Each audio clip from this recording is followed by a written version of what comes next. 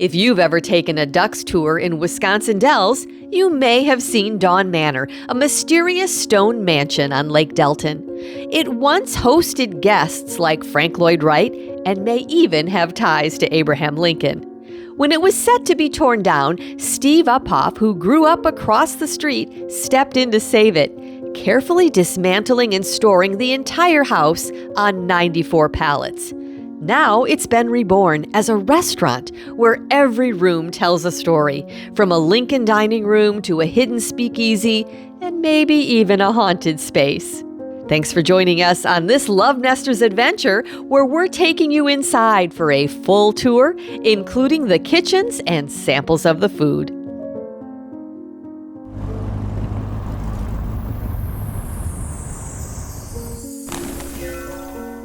Welcome to Dawn Manor, the newest restaurant in Wisconsin Dells with an incredible history. Today we're going to have a tour with the general manager and get to learn all about it. This was actually built in 1855, an incredible building. They moved it stone by stone to this new location. We're so excited to share this with you. Thanks for being here. Thanks for being here.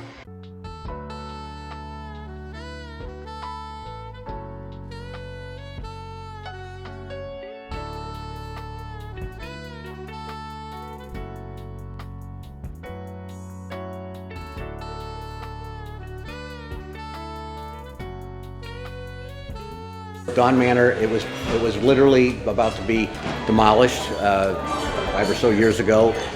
Located right across the street, actually, from Steve and Linda's, at least Steve's family home. And so he used to see it every single day, and he used to know what it was all about. So he had kind of a history background and really was interested in it. Okay. Dawn Manor was built in 1855 by the Raab family. And Helen Raab was an acquaintance of Lloyd Wright. They were friends and acquaintances, and so he would come up and stay occasionally. There's different generations, obviously, since 1855. Okay. Multiple generations of the Raab family lived in the house, and ultimately which generation it was, of the Raab family actually was the last tenant of the building. And then it kind of went dormant for a little while, and it was about to be demolished. And so Steve had heard that and didn't want to have it destroyed.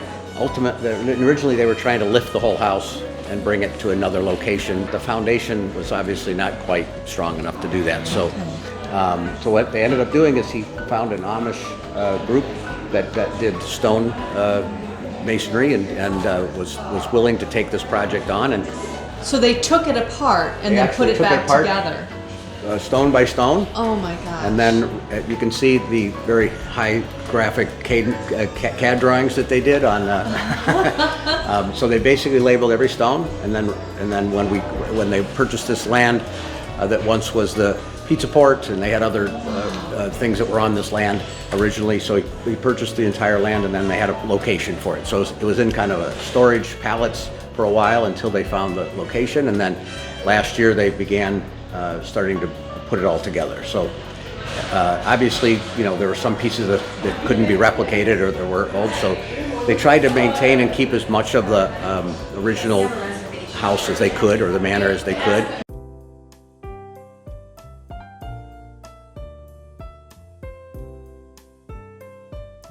Even if they didn't bring it back in its original format, they tried to keep as much of it as possible.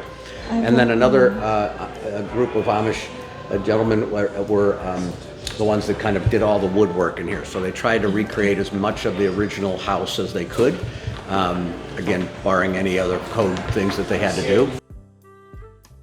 Staircase from the home, which there's a little bit of a story here on it. If you can see, there's real intricate. Oh, the banister really all up moved. There. So they had to, obviously for code, it had to be a certain way. So they had to kind of take some of that apart and reformulate it again. But that's kind of one of the main fixtures that a lot of people remember is this staircase. Okay. And then back here is the haunted room. And the story about the haunted room is this, that one of the original Raab family members was into medium, and so had some relationship with a relative that was a ghost that would appear in the home or whatever. I kid Steve because I think what Steve wanted to do is wanted to be friendly to the ghost, and if you move their house, you might well move a place and give some kind of recognition of the ghost, so they keep them friendly and not a bad spirit. You'll notice this is just a video screen, so there could be some funky things happening in here. The other thing that's interesting is these doors, these pocket doors, are the original doors from the house. So Oh, wow.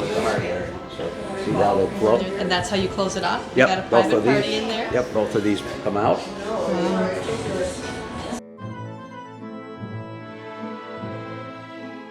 Dining at Dawn Manor is like stepping into a living museum, and no room tells that story better than the Frank Lloyd Wright Room. Frank Lloyd Wright was a personal guest here, thanks to the friendship with the Manor's former owner. While this room isn't a replica of his work, it's a quiet tribute to an iconic architect and a reminder of the remarkable guests who once gathered within these walls.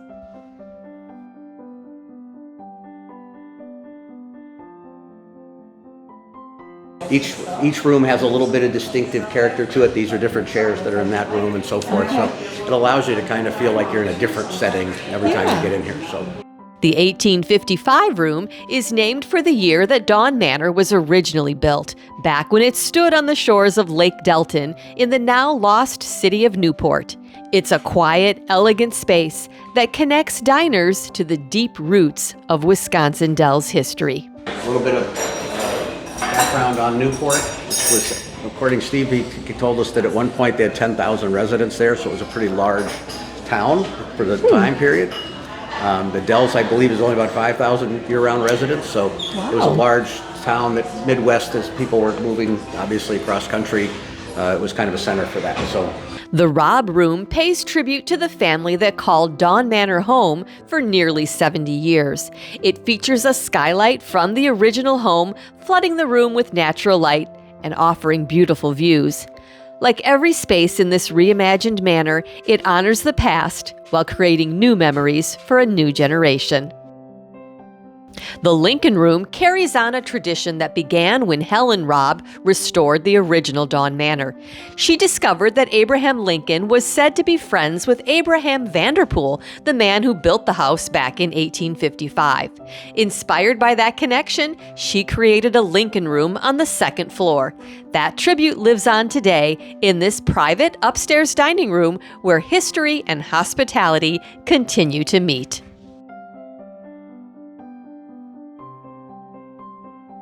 The Vanderpool Bar is named after the original owner of Dawn Manor. Here, Bill introduced us to a charming tradition. Every guest is welcomed with a sample of their signature dream soda the moment that they're seated. It's a sweet way to start the experience.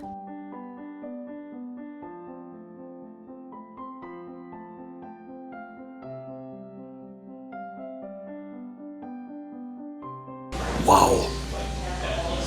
pretty good, right? That's Harry Potter butterbeer. Right? If you like, told us that, I think we would have guessed that. oh I my, figured I have to, like you said, we didn't want to call it butterbeer because of the hair, like there's Yeah, no yeah. distinction. So when we said, let's turn it into dream soda and tie it into the whole dreams for Steve and just bring us back to life. oh my goodness. We were thrilled to have a chance to tour the kitchens and learn more about the fabulous dessert. Jimmy shared with us his corn creme brulee. So brulee is just French for burn. And you're just burning the sugar. You're burning the sugar. You get a nice hard shell, so let it sit for like a minute, and you get a spoon to it, and it's just really cool to crack that. I've made a lot of different creme brulees, but this one's pretty good. I want to garnish it with some whipped cream and popcorn. Eyes and delight at the end of the meal. So we walk by, if somebody wants to order them, if they want one of these, we can set it right down, like $5 a piece. They want the whole tower, set it down. So it's kind of fun. Taste them all. I like that idea. Everybody gets them. Everybody tries something out, one or two. They get a couple little bites, but a lot of people order 2 or 3 at the table for 2 or 3, for each person. So it's kind of fun, and they'll change seasonally. So it's a peaches and cream. There's thyme in there. This is chocolate orange. This is apple pie, apple caramel. Peach one. This is a blueberry white chocolate mousse. All right, so this is the Uphoff's Rotunda. Downstairs, you'll find the Speakeasy, a hidden gem that honors the Uphoff family bar, which operated in the 1930s. The walls are lined with original memorabilia from Dawn Manor, making it feel like you're sipping cocktails inside a museum. Tucked away inside is a wine cave, perfect for private tastings or special events. It's cozy, historic, and full of stories, just like the manor itself.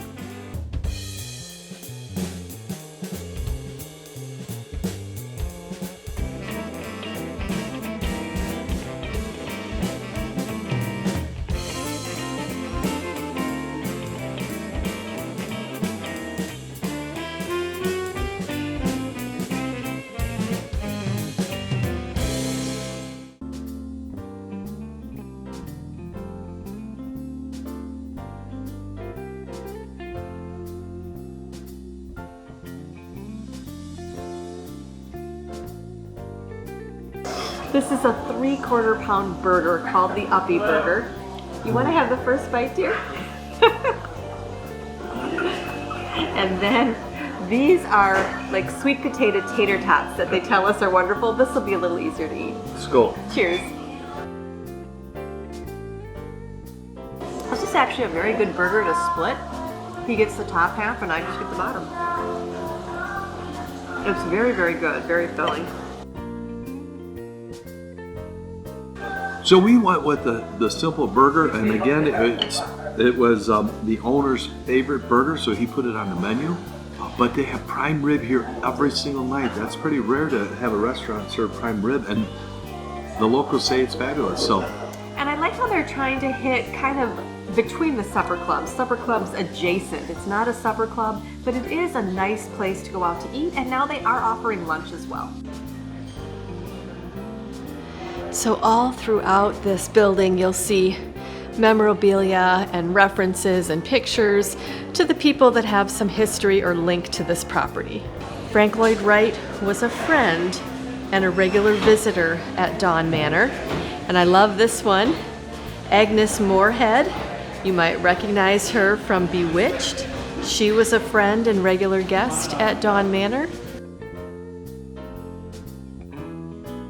The gift shop has plenty of mementos you can purchase, including the private labeled spirits that are used in the cocktails. Oh, this is a lovely patio that they have back here. But if you come here to dine, you have this lovely view of the river.